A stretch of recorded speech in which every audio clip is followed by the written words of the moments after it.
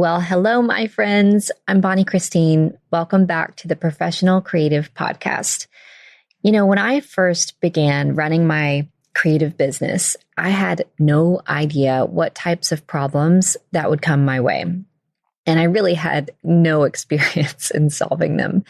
One thing is for sure, in entrepreneurship, there are really no clear paths, and there are also no easy fixes. I think a lot of times it can feel like there's no one really ahead of you guiding you and giving you answers. So in my business, it feels like for many years, it was just me, my dreams, and just a whole lot of hurdles. So as I come upon, my goodness, 14 years of running my business, I've learned one incredible lesson. And that's all around the art of creative problem solving. It's essential when it comes to overcoming challenges that are bound to come up and really push us to grow in leadership and build a successful business. You know, when I think about creative problem solving, I can't help but think about my team and for how long I was without a team. And I never really felt lonely, even though entrepreneurship can be really lonely. I never really felt lonely. I was used to making every single decision in my business all the time. But I remember just actually coming to tears one day when I was on a team call. This was a really early on. I think there were 3 or 4 of us. And I just felt this overwhelming sense of I'm not alone anymore. And I've got people to help me make decisions for the first time in a decade because I waited way too long to start getting help in my business. And so I think that just highlights the weight of all of the decision making, all of the problem solving that comes to you when you're an entrepreneur. Even though it may not feel weighty in the moment, it really is all up to you. And sometimes that can lead to a lot of decision fatigue. So that's what we're going to talk about today. Whether you have a team or you're a solopreneur, creative problem solving is going to be so essential. So we're going to dive into how to really think outside the box when you're facing problems that inevitably arise. We'll explore why creative problem solving is so important. And I'm going to talk to you about my 5 tips on how you can apply this to your own business starting right away. I'm Bonnie Christine, and this is where all things creativity, design, business, and marketing unite. I'm a mama living in a tiny town tucked right inside the Smoky Mountains, running a multi-7-figure business, doing the most creative and impactful work of my life. But when I first set out to become an entrepreneur, I was struggling to make ends meet and wrestling with how to accomplish my biggest dream of becoming a fabric designer. Fast forward to today, I'm not only licensing my artwork all over the world, but also teaching others how to design their creative life and experience the same success. I'm here to help you spend your life doing something that lights you up. I'll help you build a creative business that also creates an impact, changes people's lives, gives you all of the freedom you want, and is wildly profitable. Welcome to the Professional Creative Podcast. First, I want to tell you about a story that my family had on a recent vacation. It involves being in another country, a car, a lot of mud, and a lesson in thinking outside of the box. So if you've been listening for a while, you might remember that my family and I took a really once-in-a-lifetime 2-week trip to Iceland this past summer. So if you missed that episode, or if you want to hear me talk more about it, I give a super candid, honest review of the entire thing back in episode number 155. So recapping that trip was a ton of fun. It was an incredible experience for our family, but there was also a bit of a learning curve. So it was filled with kind of ups and downs and just figuring it all out. There's plenty of stories that I'll be telling, I know, for years to come. One of which I'm going to share with you today. So one of the things that is pretty common in Iceland are roads called F roads. That stands for off roads. Now, they're not super super off-road, but they are kind of unmarked. They're typically gravel and they're off the beaten path. But a ton of the landmarks like waterfalls and I don't know, all this incredible scenery are off what you call F-roads. And they are especially enticing to someone like my husband who loves that kind of off-grid adventure. And so we were looking up different places to go. We found this incredible waterfall that had good reviews, and it said that the drive was worth it. Someone said the drive is worth it, and also that it's not too crowded. And that was kind of a benefit to us because a lot of the sites are incredibly crowded. So off we go on this adventure. We drive down this road. It's about 7 miles and it took us 45 minutes. So that's how kind of rugged it was. It took us 45 minutes to go 7 miles, and we passed one car while we were there. It was gorgeous. We got out. This waterfall was insanely beautiful. It's all glacier water in Iceland. So the water is like this brilliant blue color. And we decide that it's time to head back, get in the car, turn around, and just immediately the car sinks into the mud. So much, like it sunk so much, you all. So we are now just immediately up to like more than halfway. Sorry, how do I explain this? So the wheels were more than halfway under rock and mud. So when you opened your door, my door actually skimmed the surface of like the mud and gravel. Okay, so that's how deep we're in. And here we are in another country, in a remote place. We'd only passed one person the entire time, and there's no cell service. That was the kicker. There's no cell service. And so we kind of all get out. We start throwing like the biggest rocks that we can find under our wheels to try to get at some traction. And then we kind of start pushing. I'm on the gas pedal. David's behind the car. We're working really, really hard, and we're just getting more and more sunk. So, okay, it's getting kind of late here, which is interesting because Iceland in the summer, I believe it's called the midnight sun. It really doesn't get dark. It only gets dark for like an hour at like 2 a.m. or something like that. So it's not going to get dark on us. We've got plenty of gas, and we've got, food and water and that kind of thing. But we ultimately decide that my husband, David, is going to put his superhero cape on and start running out of the place where we were. And so because there's no cell service, we have to really talk through like every scenario. So if you run all the way back to the road, how long will that take before someone gets back to us? And we thought it would be roughly 3 hours if it took him as long as we thought it would take him to run 7 miles, get in touch with someone on the highway, and then travel back. We also kind of talked about like, what would we do if no one ever returned? Because here I am sitting with my children feeling pretty vulnerable, not unsafe, just like, well, what do I do if you don't come back? It's such an alarming situation to be in. So I have this video of David. He's got kind of a backpack and his running shoes on, and he's running away from the car. And it was just this moment of feeling like, I really hope I see you again really soon. I hope this doesn't put us in, a scary situation. Me and the kids are all hunkered down in the car. And so he gets just out of sight. And I'm sitting here feeling like, I'm hunkered down for a good long while.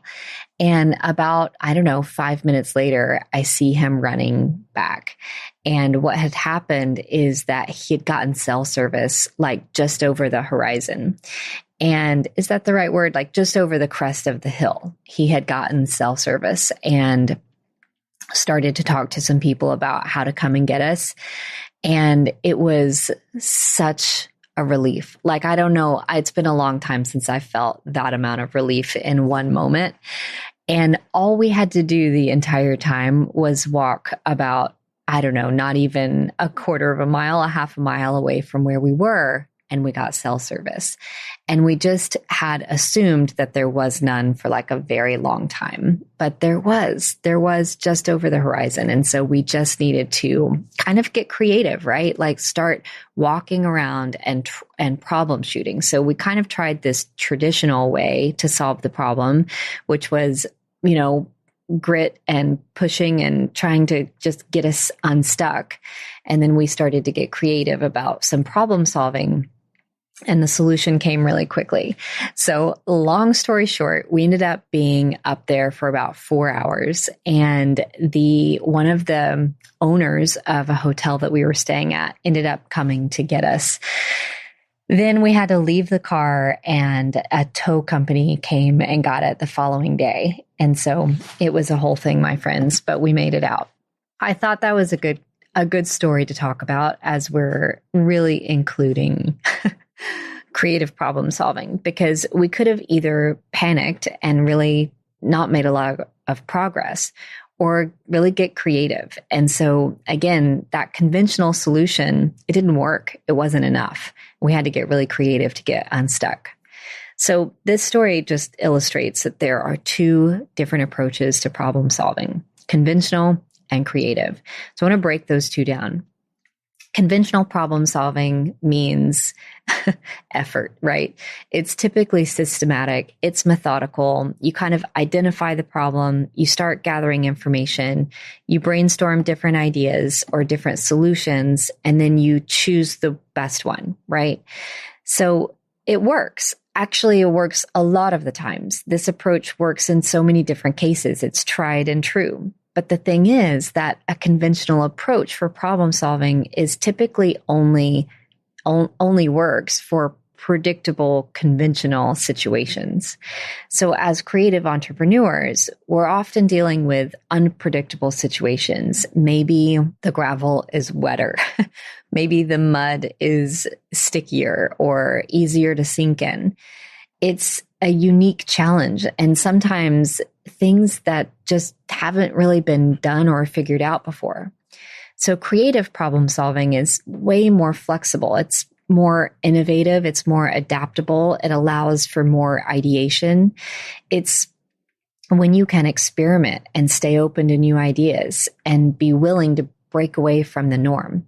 So in Iceland, we could have sat there waiting for a tow truck or hope someone would come to the rescue or push our way out. But none of those things were working. And so we had to get creative. So how does this really apply to your business? So say you have a course or a membership or a product and you launch it and it doesn't go as planned.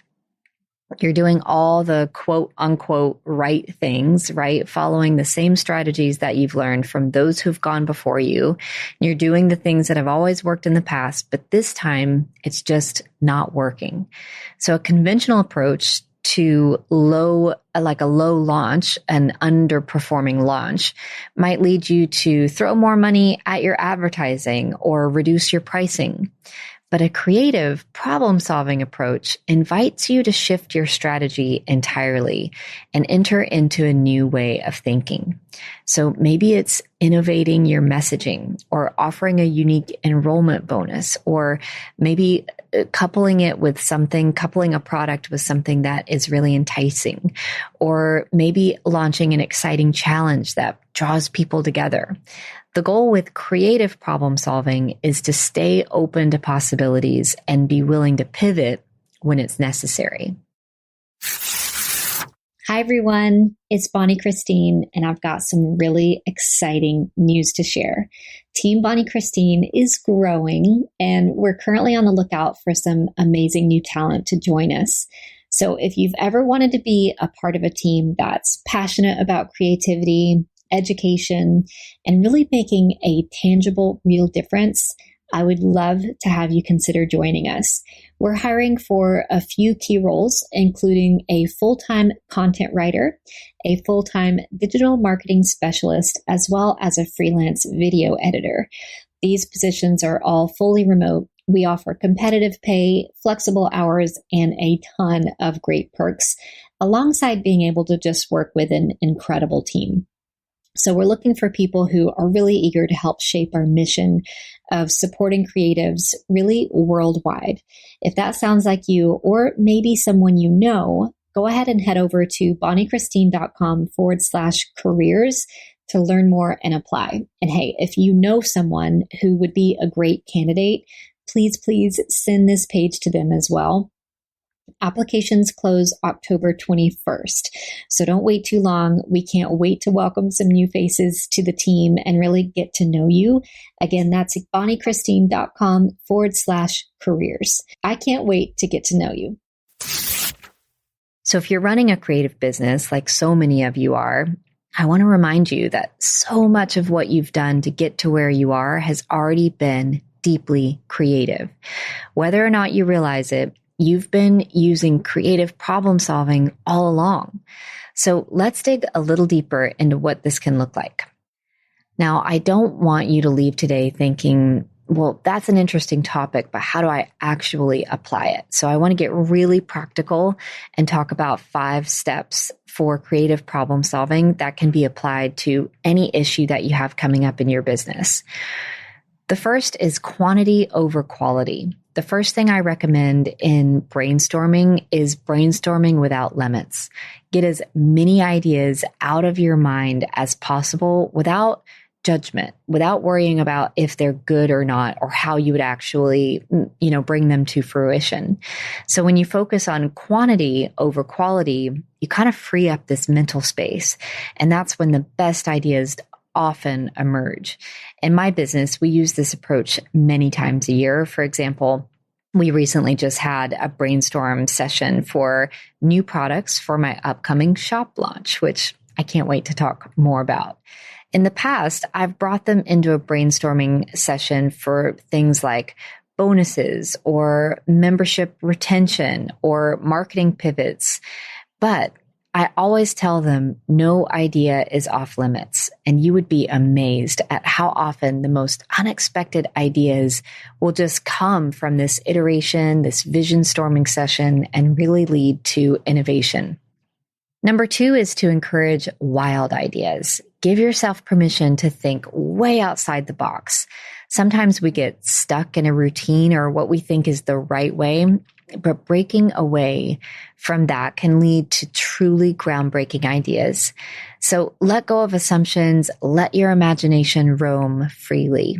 When it's launch time, we like to cultivate wild ideas. We like to stay nimble and quick on our feet and be able to pivot if necessary. Last time we launched the immersion course, a wild idea came up that we could offer a brand new, still being created at the time, our ultimate licensing handbook as a bonus. And this was a huge hit and encouraged people to come and join us in the course. Plus, it allowed us to collect valuable feedback before officially releasing it to the public. So it was almost like an experiment, a soft launch, so that we could get it into the hands of some early adopters and get feedback early on. But it was also a wild success, and everyone who got it loved receiving it so much. If you want to take a look at what I'm talking about, you can see it at bonniechristine.com/handbook.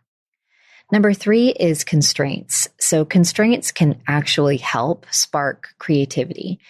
When resources like time or money are limited and you're really forced to focus, that's when your creativity can really shine. For example, maybe you use a self-timer. So set it for 10 minutes or 15 minutes and see how many ideas you can brainstorm within that amount of time. A great example of this is something that we do in our mastermind called a hot seat.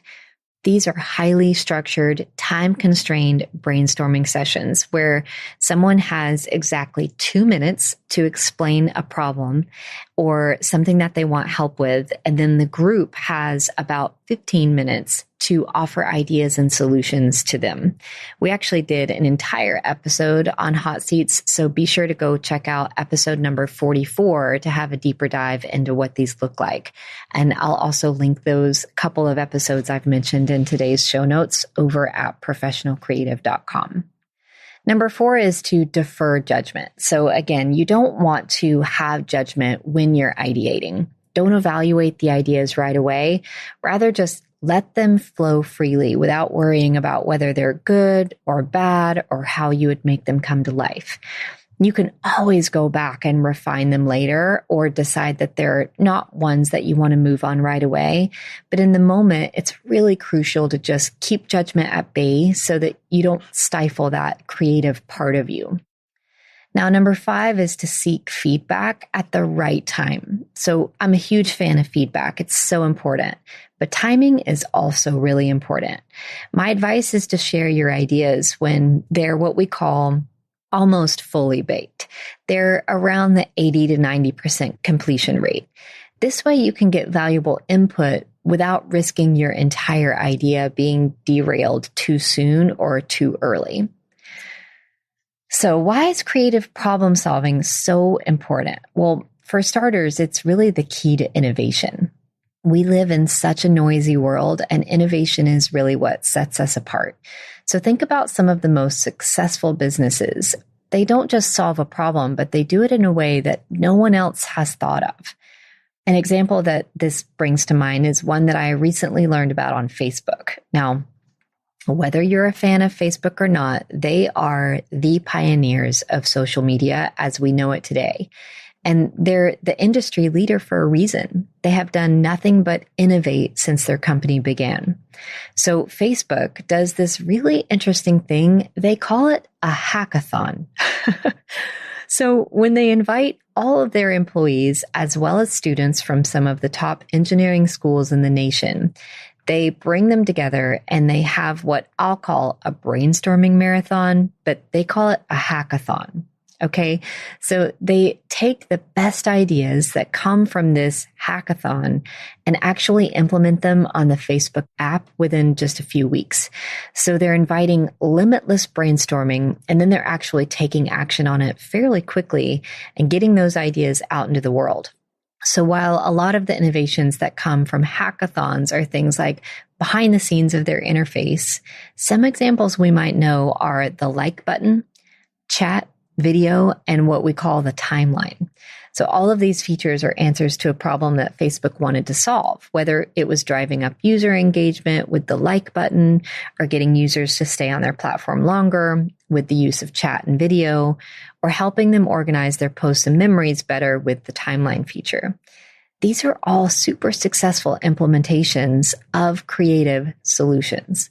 So while you won't find me implementing a hackathon anytime soon, I think what we can really learn from this is the idea of ideation and no judgment brainstorming sessions that really bring things to life in our business.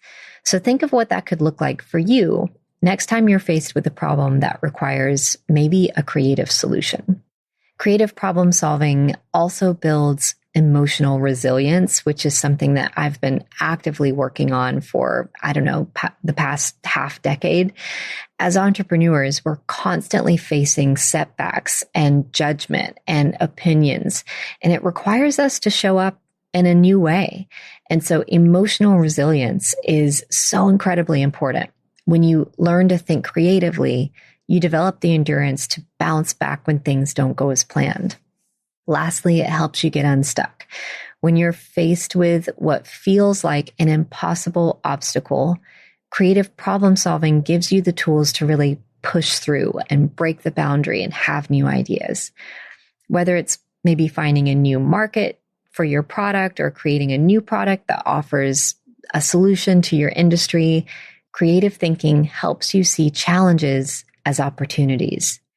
So my friends, mastering creative problem solving is so important for you, anyone who wants to grow in their business.